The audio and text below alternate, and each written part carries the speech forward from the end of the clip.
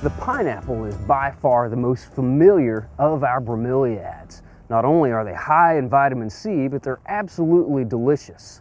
The genus for the pineapple plant is Ananas, and it means excellent fruit. Well, after you've carved up a fresh pineapple for a tasty snack, and you have all the scraps left over here, you can take the top of the pineapple, or the crown as it's known, and grow your very own pineapple plant. This crown or top of the pineapple is perfectly capable of putting out roots and producing a plant. Now, before you start thinking that you're going to grow pineapples and fill your refrigerator with fresh fruit, you need to know that it takes a good bit of time for a pineapple plant to produce a fruit. They only produce one fruit per plant, and the fruit that's produced is not going to be as large as one of those that's produced in the tropics. But it can be a lot of fun purely to grow one as a novelty, just to grow your very own pineapple fruit. And it's a good science project for maybe some of our school-age gardeners. Well, to do this, start out with a pineapple that is not too ripe. The greener the color of the pineapple when you pick it up, the better. And you can tell if it's not too ripe by just grabbing one of the leaves in the crown and tugging on it. If it pops out pretty easily, then you know it's too ripe and you need to look for one that's a little bit greener. Well, we'll take this crown or top of the pineapple and we're going to cut off some of this extra fruit flesh. And you don't need very much of the flesh left on the crown.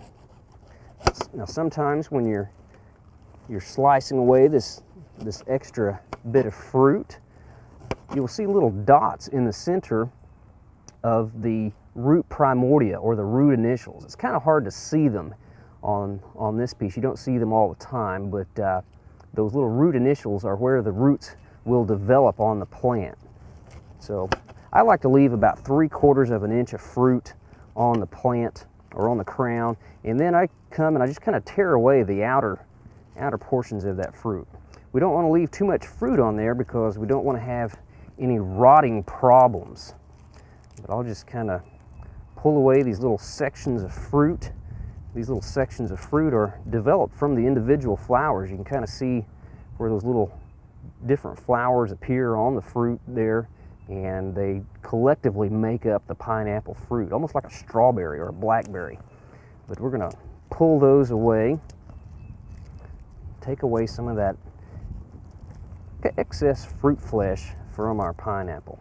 Once you kind of get to this point, you can then take that crown and set it aside. Set it in an area out of the sun, because this base needs to heal over, kind of like our seed potatoes. Whenever we chop them up and get ready to plant them, we set them aside, let them cure for a few days. So we'll let this cure for about 10 days, and that way we'll lessen those chances that it will rot on us. I think some people make a mistake in this way when they try to grow a pineapple from the crown, and they don't let it seal up or heal over good enough. Well, right over here I've got a crown that we've had curing or sealing over, and you can see that it is a little bit harder and not as fleshy or wet anymore.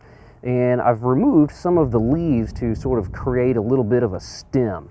So I'm going to take this well-cured crown over here, and we're going to pot it up into a very well-drained, light potting mix.